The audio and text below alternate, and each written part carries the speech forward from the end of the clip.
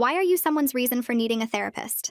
I came home from work the day after my dad's funeral and found my fiancé lying in our bathtub with his wrists cut open. His goodbye letter was taped to our mirror, and the poem he wrote for me back in 7th grade was playing on loop. My entire body went into shock as I started physically convulsing.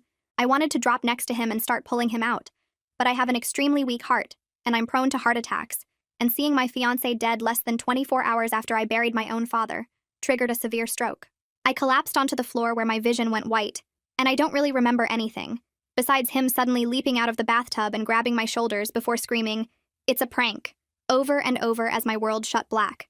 I apparently died and was resuscitated, and when I woke up in the hospital 13 hours later, my fiancé was beside me holding a bouquet of flowers. The doctors told us that my heart is now 3 times weaker than before, and I was now at extreme risk of sudden cardiac death. They put me on 13 different medications and made it crystal clear that stress, even another prank, could literally kill me. That night, my fiancé came to me on his knees. He was crying and literally groveling. "I don't deserve you, but if you give me another chance, I promise I'll be better. I'll be the man you fell in love with again." I knew the safe decision was to say no, but this was the only time he'd ever done anything so stupid in the 13 years I'd know him. I told him I'd stay, but gave him a list of rules he now had to follow. For the first few months, he kept his word. We went to couples therapy. We slowly started laughing again, putting donut cream on others' noses and licking it off. He puffed my pillows and learned to cook for us. And when my grief about my dad hit, he'd find the perfect balance between giving just enough space and attention. Somewhere along the line, I started believing that nearly dying was the best thing that happened to me. But then he started going back to his old ways.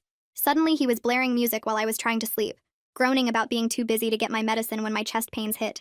He cut his work hours down so I'd be motivated to get back to full time, and even started drinking at bars after work because I was stressing him out.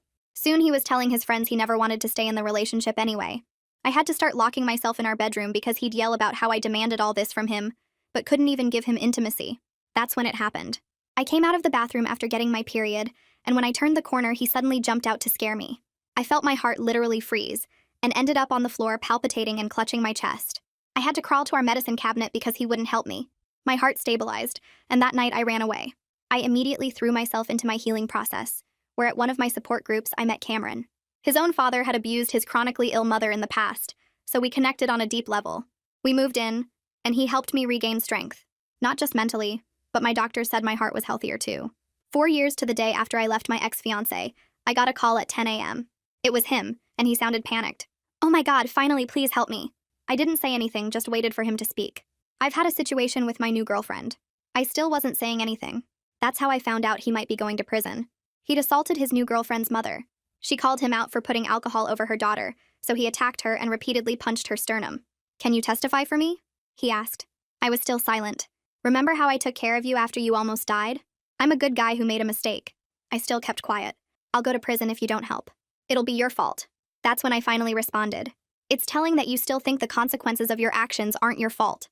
What happened between us was different," he suddenly yelled. "I was stressed. You couldn't work and you expected me to do everything and you— That's your problem." I cut him off. I could tell he was taken aback because I'd never stood up to him before. "You almost culled me and still saw yourself as the victim. Now you beat an elderly woman, and somehow still see yourself as the victim." He went quiet. "But you know what?" I added. "I'll testify." "Wait, really?" The excitement in his voice made me sick. "Hey, Karina, I still love you." I told him I'll see him in court and hung up. On the day of, I walked in to see him shaking. We locked eyes, and his face just lit up and his body relaxed. He mouthed, "Thank you," before holding up a small love heart at me. My face stayed neutral. The whole trial, I sat in the back and watched the prosecutor rip him apart. He kept looking back at me like I was his only lifeline. So when it was finally my turn to get up on the stand, I looked right at him. And when asked for a description of his character, I made full eye contact. There's a lot of things I can say about Christopher. Requested Reads is on Spotify now. Check out link in the description or comments. I pause on the witness stand, letting that sentence hang in the air while my mind pulls me back to earlier that morning. I stood in the courthouse lobby with my pill organizer clicking in my coat pocket, watching Christopher pace near the courtroom doors about 30 feet away. He kept glancing over at me like he expected me to walk over and tell him everything would be okay, but I stayed exactly where Hannah told me to wait.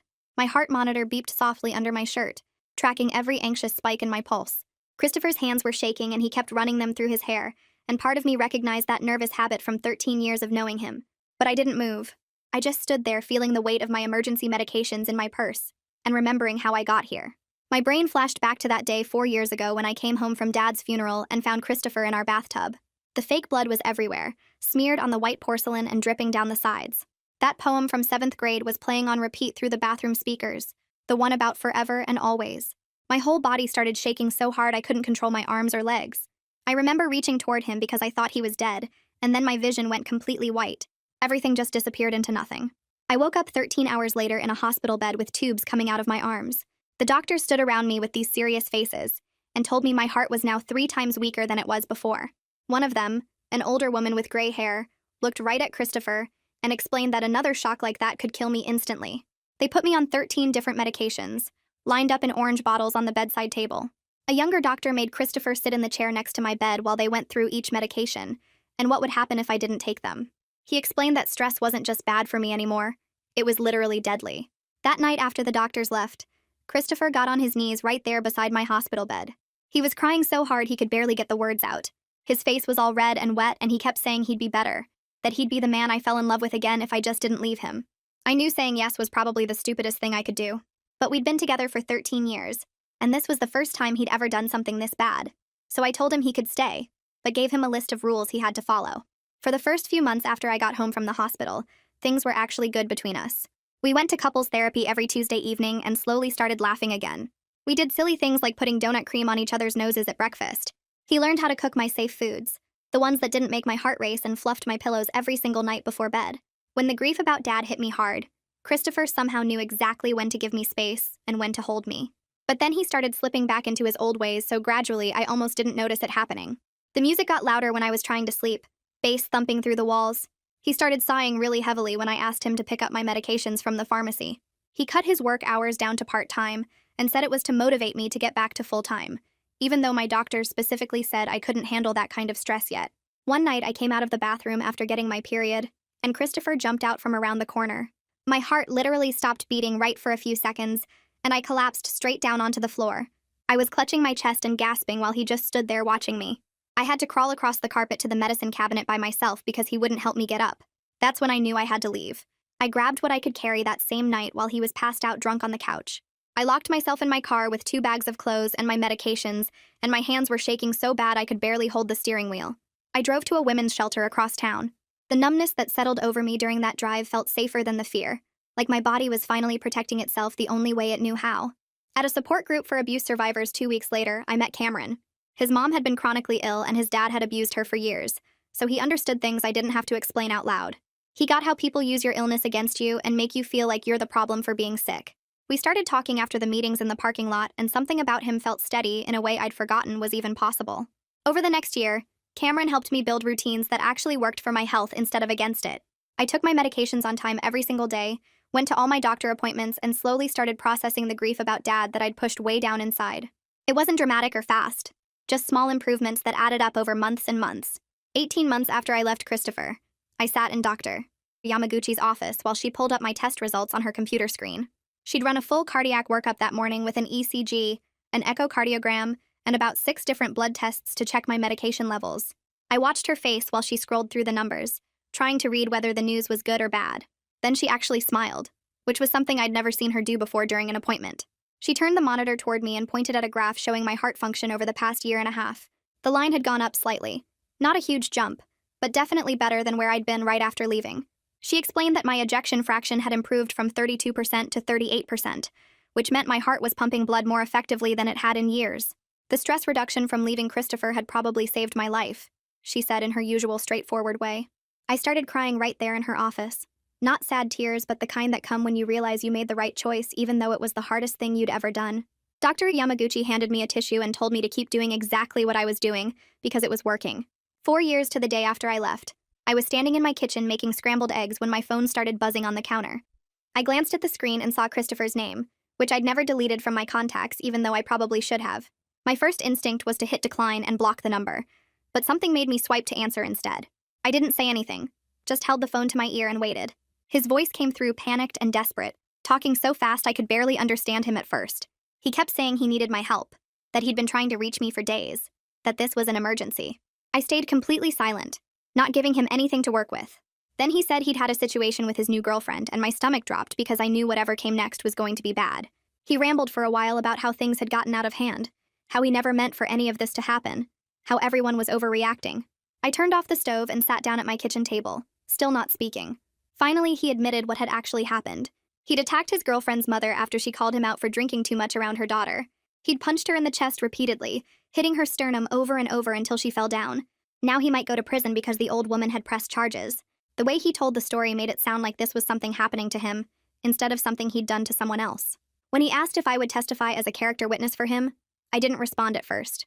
He kept talking to fill the silence, reminding me how he took care of me after I almost died, calling himself a good guy who just made a mistake. He said everyone deserves a second chance, and I, of all people, should understand that since I'd given him one before. Then his voice changed and got harder. He said if I didn't help him, going to prison would be my fault. That's when I finally spoke up and told him it was telling that he still thought the consequences of his actions weren't his fault. He started yelling immediately, saying what happened between us was completely different, that he'd been stressed because I couldn't work, and I expected him to do everything. I cut him off and said that was exactly his problem. He almost killed me and still saw himself as the victim. Now he'd beaten an elderly woman and somehow still saw himself as the victim. He went quiet for a few seconds. Then I added that I would testify for him. His whole tone changed and he got excited, thanking me over and over. He even said he still loved me, which made me feel sick. I told him I'd see him in court and hung up. The next morning, I called the prosecutor's office and asked to speak to someone about Christopher's case. They connected me with Hannah Pendleton, a victim witness advocate assigned to help people testify. She suggested meeting at a coffee shop near the courthouse instead of at her office, which I appreciated because it felt less formal and scary. I got there early and picked a table in the back corner where I could see the door. Hannah showed up exactly on time, carrying a leather folder and wearing practical clothes, not a suit like I'd expected. She sat down across from me and got straight to the point without any small talk. She explained exactly what testifying meant, walking me through the process step by step. I'd be subpoenaed, which meant I legally had to show up. The defense attorney would try to make me look like a bitter ex-girlfriend seeking revenge. The judge might limit what I could say about my own experiences with Christopher. She asked what safety measures I needed and whether I wanted Christopher to be kept away from me at the courthouse. Her straightforward approach made me feel less scared and more prepared for what was coming. She didn't make any promises about the outcome or tell me everything would be okay. She just gave me facts and options, which was exactly what I needed. Dr. Yamaguchi squeezed me in for an emergency appointment 2 days later when I called her office and told her receptionist about the upcoming testimony. She cleared her schedule and had me come in that same afternoon. We sat in her exam room and worked out a detailed plan for managing my heart during the stress of testifying. She adjusted my medication timing so I'd take my beta blocker an hour before going to court instead of with breakfast. She wrote out specific instructions for what to do if I started having symptoms while on the witness stand, including a note for the judge explaining that I might need breaks. She made me promise to bring all my emergency medications to the courthouse in my purse, not locked in my car. Then she printed out my entire cardiac history going back to the bathtub incident, highlighting the parts where doctors had warned Christopher that another shock could kill me. She put everything in a folder and told me to give it to the prosecutor. Before I left, she made me practice my breathing exercises right there in her office until my heart rate came down to normal levels. 2 days later, a voicemail notification popped up on my phone from Christopher's number. I saved it without listening to the whole thing because I could tell from the first few seconds what it was going to be. I called Hannah and told her about it, and she said to forward her the recording. When I finally played it back, Christopher's voice alternated between apologizing for asking me to lie and threatening that he'd make sure everyone knew I was a vindictive ex if I didn't help him. He said he'd tell the court I was mentally unstable, that I'd manipulated him during our relationship, that my heart problems were exaggerated for attention. Then his tone would shift, and he'd beg me to remember the good times, to think about how much we'd meant to each other. The whole message lasted almost 4 minutes. I forwarded it to Hannah like she'd asked, and she responded within an hour telling me to document and save everything else he sent. She said this kind of behavior showed exactly who he was, and it would help the prosecutor's case. In my next therapy session with Lyra, we spent the entire hour practicing grounding techniques I could use if I got triggered on the witness stand. She had me sit in the chair where I'd be sitting and then walk me through the exercises. First, I had to identify all the exits in her office, counting them out loud and describing where each one led. Then she had me notice the texture of the chair fabric, pressing my fingers into it and describing what it felt like. We practiced naming 5 things I could see, 4 things I could hear, 3 things I could touch, 2 things I could smell, and 1 thing I could taste. At first, it felt forced and awkward, like I was just going through the motions. But we rehearsed the exercises over and over until they started feeling automatic instead of something I had to think about. Lyra explained that my brain would be looking for ways to escape the stress of testifying, and these techniques would give it something concrete to focus on instead of panicking. By the end of the session, I could run through the whole sequence in under 2 minutes without her prompting me. Sebastian Marston, the prosecutor handling Christopher's case, called me the following week and asked me to come to his office. I drove downtown to the county building and found his office on the 3rd floor. He was younger than I expected, maybe in his mid-30s, with a desk covered in file folders and legal pads. He shook my hand and got right down to business, explaining the rules about what testimony he could actually use from me. He was honest about the limitations, telling me the judge probably wouldn't let me describe the bathtub incident in detail, because this trial was about what Christopher did to Clara, not about my past. I could testify about Christopher knowing I had a life-threatening heart condition, and knowing that stress could kill me. I could describe his pattern of seeing himself as the victim and blaming others for his choices, but I couldn't tell the jury everything I wanted to tell them about what he'd put me through. Sebastian didn't try to sugarcoat it or promise me I'd get to say my whole story. He just explained the legal reality and asked if I was still willing to testify within those limits. I told him yes, and he made notes on his legal pad about the specific points my testimony would cover. The next Saturday, I drove back to the apartment complex where Christopher and I used to live.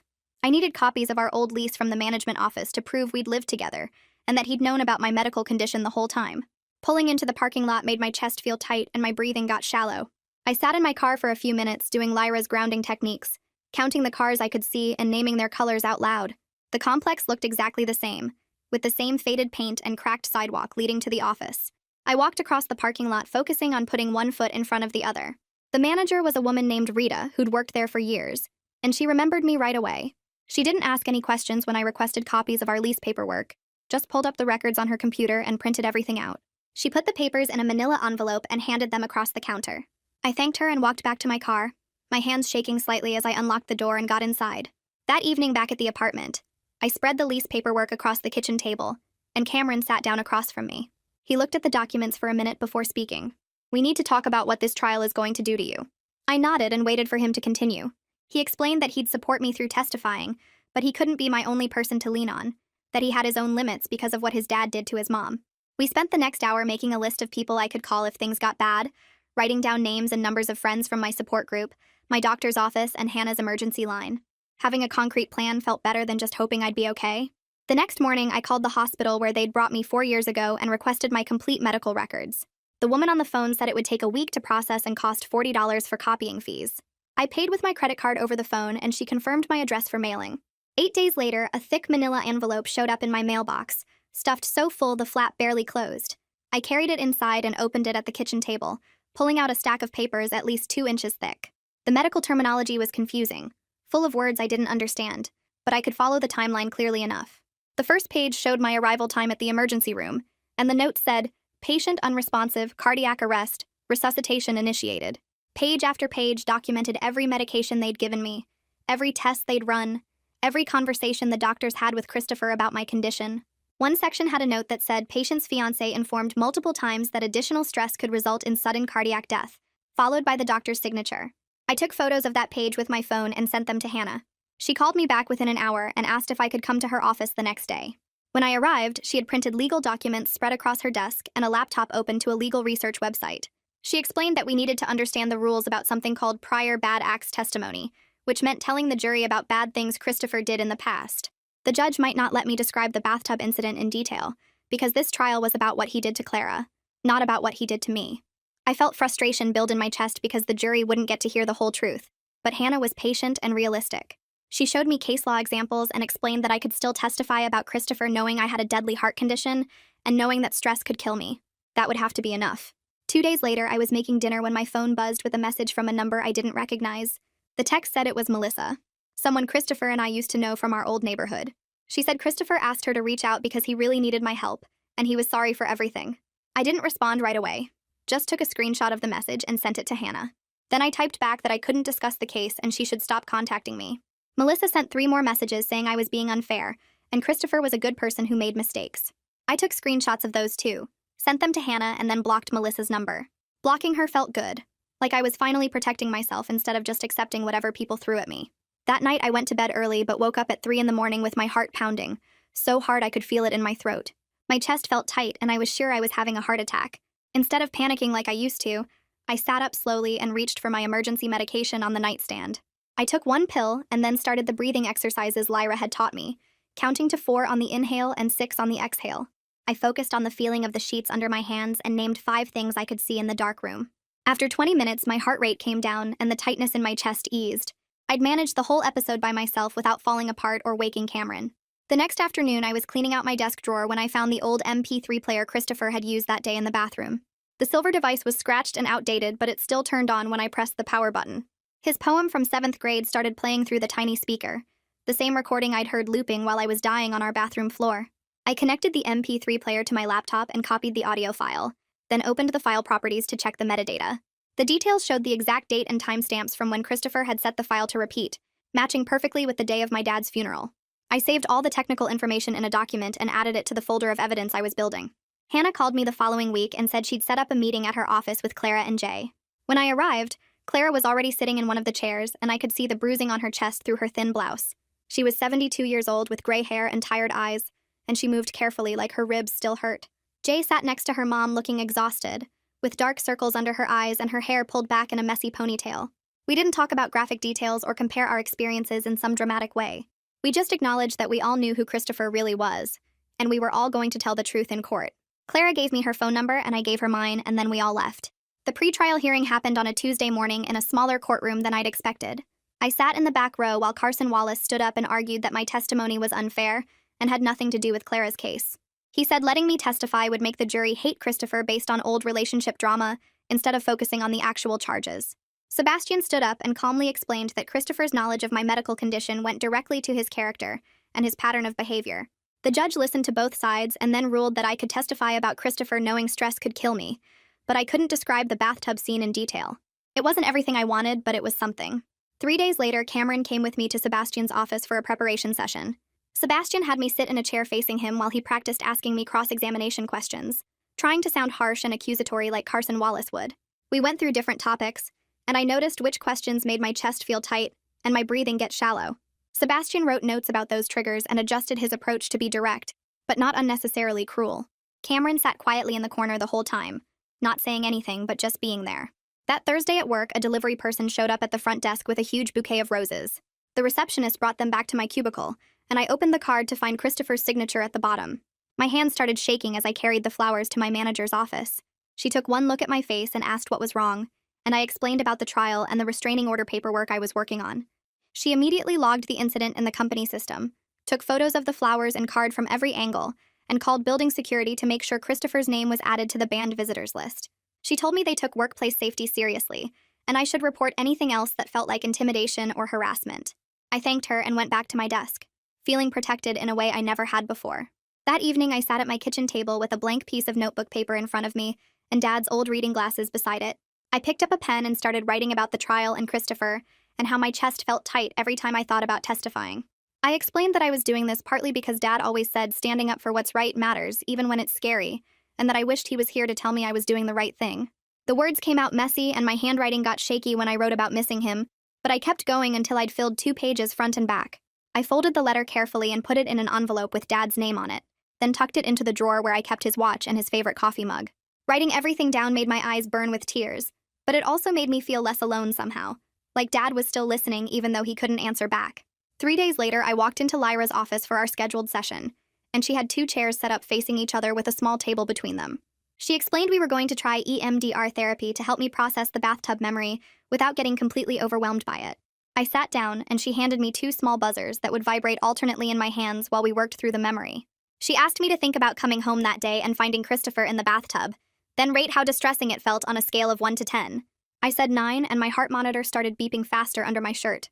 Lyra had me follow her fingers moving back and forth while the buzzers pulsed in my palms, and I described what I remembered seeing. Every few minutes, she'd stop and ask how I was feeling and check my heart rate on the monitor, pausing whenever the numbers climbed too high. We worked through the whole memory in pieces, stopping and starting, and by the end of the session, I'd made it all the way through without dissociating or having a full panic attack. My heart rate came back down to normal after we finished, and Lyra said I did really well. Walking out to my car, I felt exhausted but also stronger, like maybe I actually could handle sitting in that courtroom after all. The next morning, I opened my work email and typed out a message to my manager requesting unpaid leave for the trial weeks. I explained I had a legal obligation to testify in a court case and needed approximately 2 weeks off, offering to stay available by email for any urgent issues that came up. She responded within an hour, approving the request with the condition that I check my inbox twice daily and respond to anything marked high priority. It wasn't ideal since I'd hoped to fully disconnect, but it was better than trying to work while testifying. My coworkers noticed I'd be gone, but nobody asked questions about why, and I was grateful they respected my privacy instead of pushing for details. And that afternoon, my phone rang with Sebastian's number on the screen. I answered, and he told me Christopher's lawyer had offered a plea deal that would avoid going to trial. The deal involved Christopher pleading guilty to a reduced assault charge in exchange for probation and mandatory counseling. Sebastian said Clara and Jay were split on whether to accept it, with Clara wanting to avoid the stress of testifying, and Jay wanting Christopher to face the full consequences. He explained the decision was ultimately theirs to make and he'd support whatever they chose. I sat with the uncertainty of not knowing what would happen, realizing I didn't get to control the outcome, and that was okay. My testimony might never happen, or it might be crucial, and either way, I'd done what I could by being willing to show up. 2 days later, I received an email from an address I didn't recognize asking if I'd be willing to do a brief interview about my relationship with Christopher. The message was professionally worded, but something about it felt off, so I forwarded it to Hannah and asked her opinion. She called me back within an hour and said it was probably Carson Wallace trying to contact me through unofficial channels, hoping I'd say something helpful to Christopher's case without realizing I was recorded or documented. She advised me to decline any contact outside of my official subpoena and not respond directly to the email. I sent a brief message through Sebastian's office stating that all communication needed to go through the prosecutor and I wouldn't be participating in any informal interviews. At my checkup the following week, Dr. Yamaguchi hooked me up to the heart monitor and frowned slightly at the readout. She pointed to a section of the graph where my heartbeat showed a mild, irregular pattern, then adjusted one of my medications to a slightly higher dose. She said it wasn't dangerous, but we needed to keep a close eye on it given the upcoming stress of testifying. She ordered an ECG for the morning of my testimony so we'd have a baseline to compare if something went wrong during or after I took the stand. Her matter-of-fact approach to my anxiety helped me stay calm instead of spiraling into worst-case scenarios.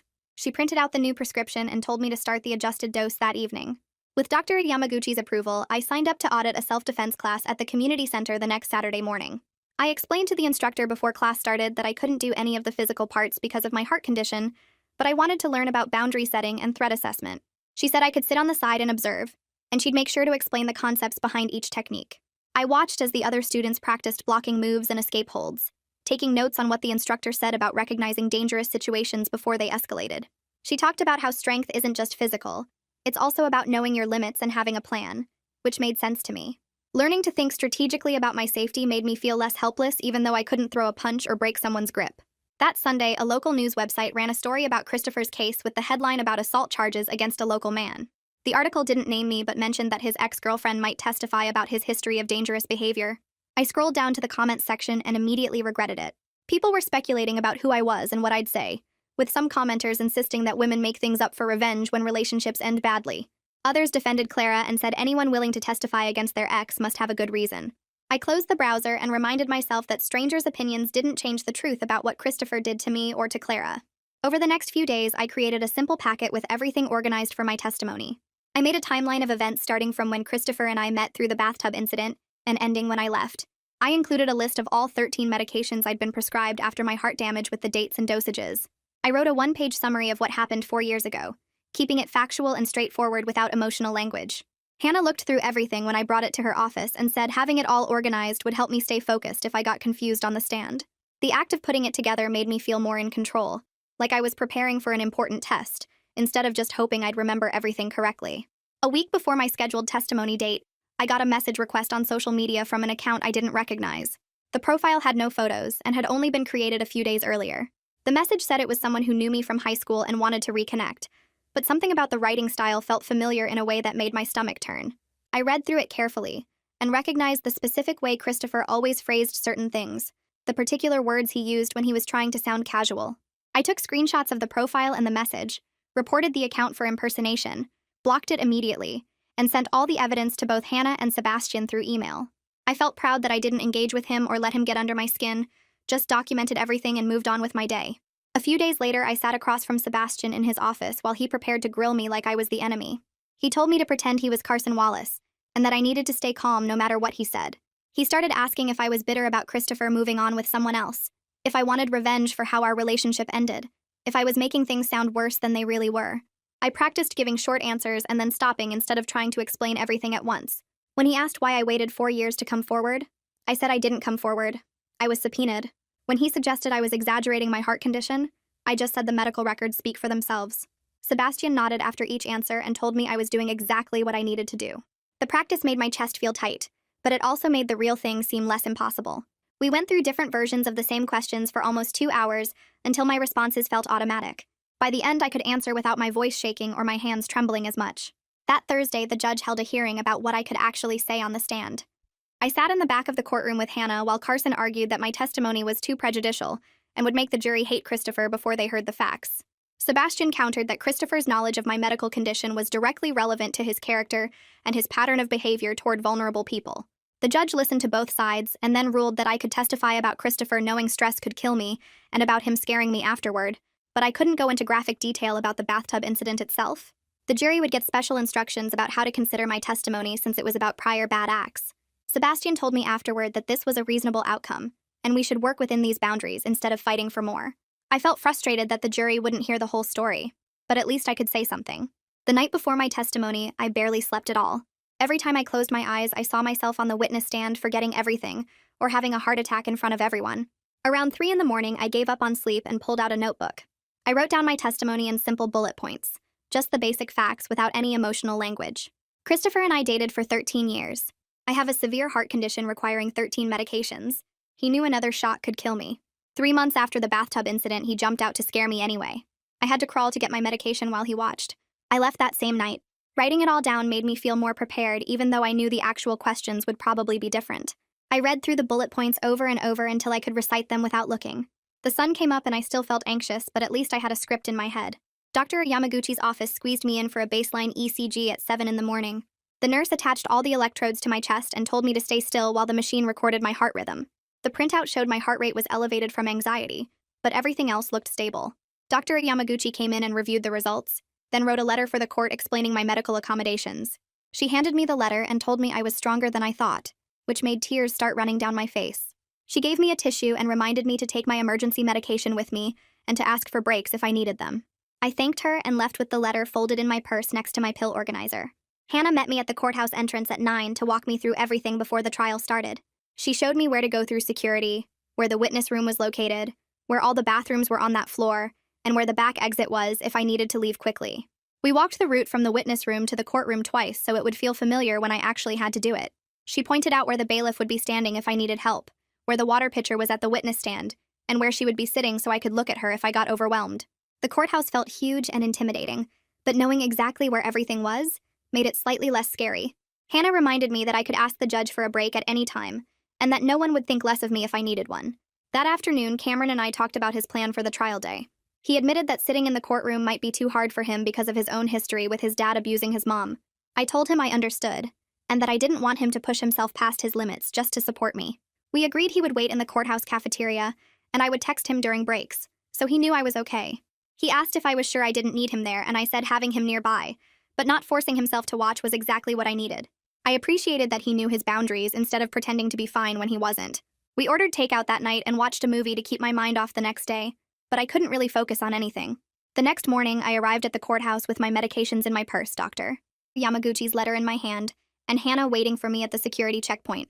Christopher was in the hallway near the courtroom doors with Carson, and when he saw me, his whole face changed. He tried to catch my eye and started to move toward me, but I looked straight ahead and followed Hannah to the witness room without acknowledging him at all. My heart was beating, so hard I could feel it in my throat. Hannah closed the door behind us and I sat down in one of the chairs, focusing on my breathing like Lyra taught me. My hands were shaking, but I was here and I was as ready as I was ever going to be. The trial started with opening statements and I watched on a video monitor in the witness room. Sebastian stood in front of the jury and laid out the facts of what Christopher did to Clara in clear, simple language. He described how Christopher punched Clara repeatedly in the sternum when she asked him to stop drinking around her daughter, how Clara ended up in the emergency room with severe bruising, and how Christopher showed no remorse afterward. Then Carson got up and argued that Christopher was defending himself from Clara's verbal attack, that her injuries were exaggerated, and that this was a case of mutual conflict blown out of proportion. Listening to him twist everything made my stomach turn and my chest feel tight. I took one of my medications and kept watching. Clara took the stand and the courtroom went completely quiet. She described coming to her daughter's apartment and finding Christopher drunk in the middle of the afternoon. She said she asked him calmly to stop drinking around her daughter because it was causing problems in their relationship. Christopher got angry and started yelling at her. Then when she didn't back down, he walked up to her and started punching her in the chest over and over. Her voice shook when she talked about the pain and the fear, but she didn't cry, just stated exactly what happened. She showed the jury photos of the bruising on her sternum and talked about the ER visit and the follow-up appointments. The jury looked horrified and several of them were leaning forward in their seats. I felt proud of Clara for being so strong up there. After Clara finished testifying, the judge called the lawyers up to the bench for a conference. I couldn't hear what they were saying, but I could see Carson gesturing and looking frustrated while Sebastian stayed calm. The conference lasted about 10 minutes while everyone in the courtroom just sat there waiting. When the lawyers went back to their tables, the judge spoke directly to Carson and reminded him about the boundaries that had already been set for questioning witnesses. Carson nodded, but he looked angry. The judge called for a 15-minute recess, and I texted Cameron to let him know I was okay so far. The bailiff opened the door to the witness room and called my name. Hannah stood up with me and walked beside me down the hallway until we reached the courtroom doors. She squeezed my arm once, and then I was walking alone down the center aisle with everyone watching. My legs felt shaky, but they kept moving. The bailiff gestured to the witness stand, and I climbed the 2 steps up to the chair. He held out a Bible, and I put my right hand on it while raising my left.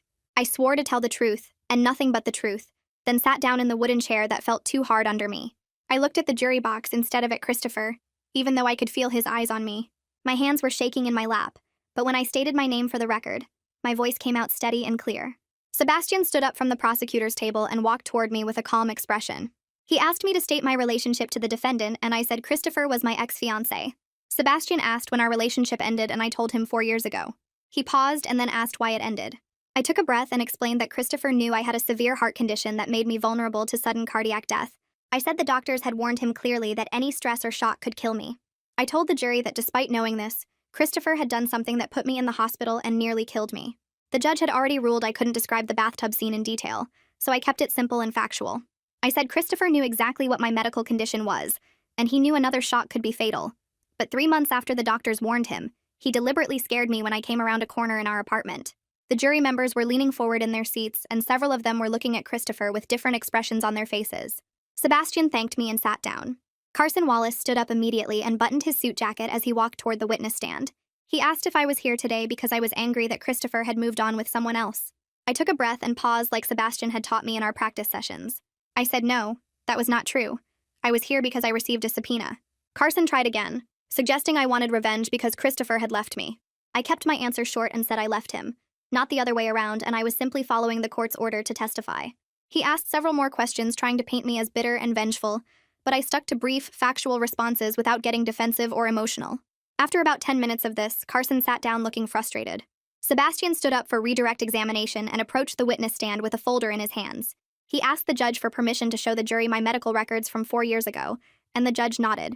Sebastian opened the folder and showed the jury pages with highlighted sections. He read aloud from the doctor's notes about how they had explicitly warned Christopher that another shock or severe stress could cause sudden cardiac death.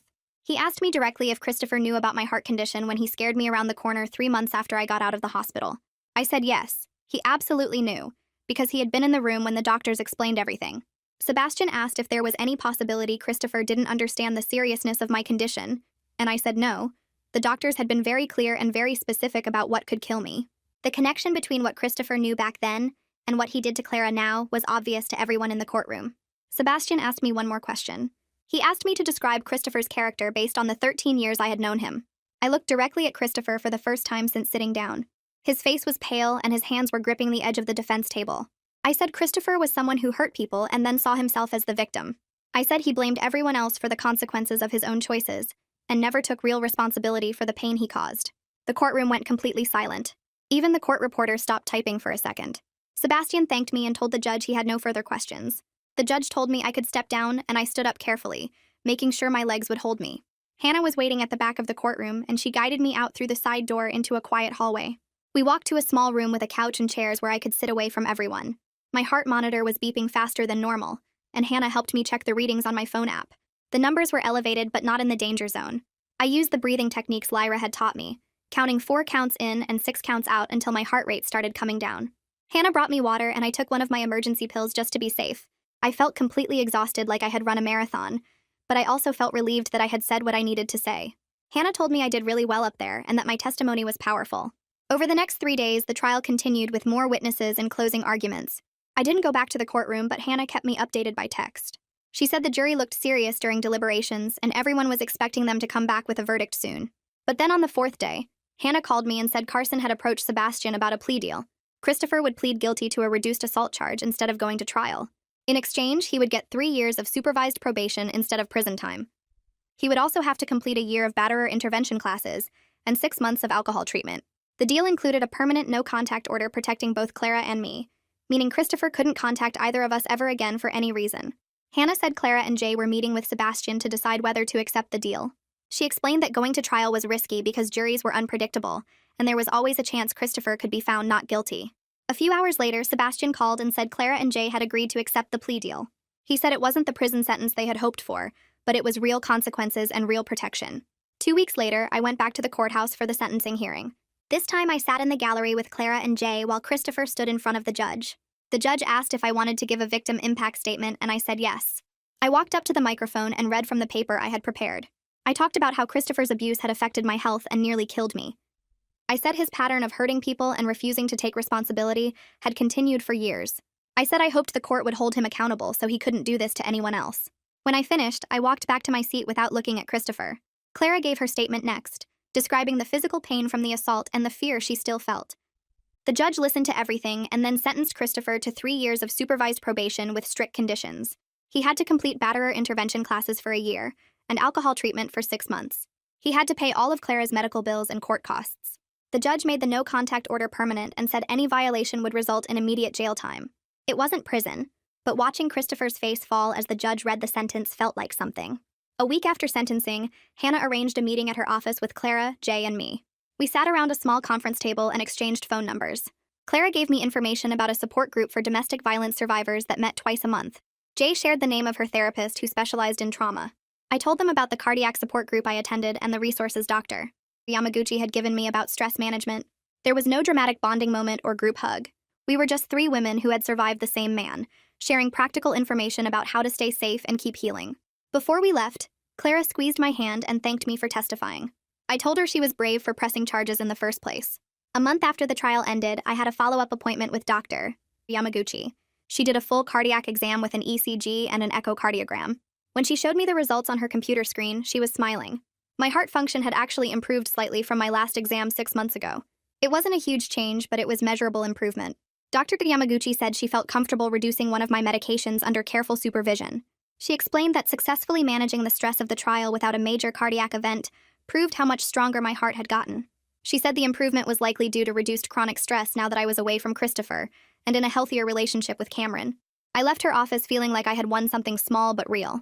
When I got home that afternoon, Cameron was making dinner in the kitchen and asked how the appointment went. I told him about the improved heart function and the medication reduction while I set my purse down on the counter. He smiled and said that was great news, then turned back to stirring something on the stove. We ate together at our small table, and I brought up something that had been on my mind since the trial ended. I said I didn't want to make any big life changes right now, that I just wanted to focus on small things that felt manageable. Cameron nodded and said he felt the same way, that we should take things slow and steady. He suggested maybe planning a weekend trip somewhere quiet next month, nothing fancy or stressful. I liked that idea, and we talked about what we each needed going forward, how we could support each other without losing ourselves in the process. He said his boundary was keeping his therapy appointments separate and having his own friend time, and I said mine was maintaining my medical routines without feeling guilty about them. The conversation felt healthy and real, like we were actually partners instead of one person taking care of the other.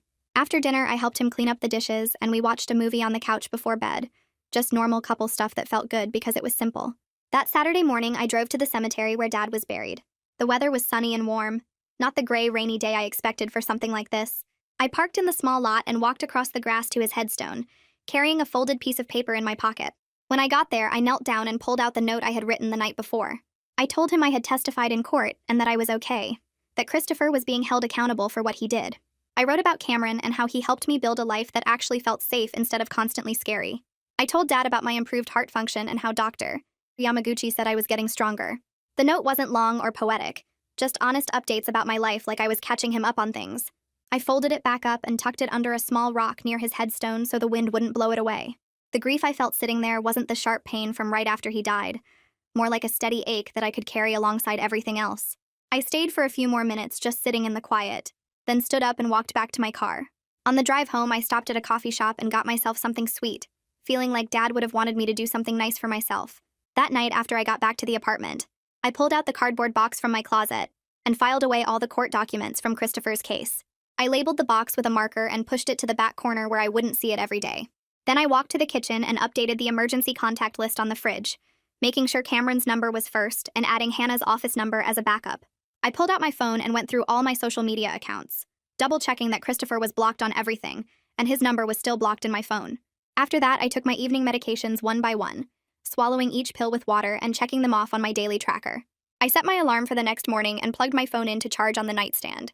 Cameron was already in bed reading something on his tablet when I climbed under the covers next to him. He reached over and squeezed my hand once before going back to his reading. I closed my eyes and focused on my breathing, doing the techniques Lyra taught me to calm my heart rate down. My body relaxed into the mattress and I felt my mind start to drift. For the first time in months, I fell asleep without any nightmares, just peaceful darkness until morning. And that's the story. I know it was heavy, but I'm so glad we went through it together. If you're dealing with something similar, please know you're not alone. Drop a like if this resonated with you, and I'll see you in the next one. Take care of your heart, okay?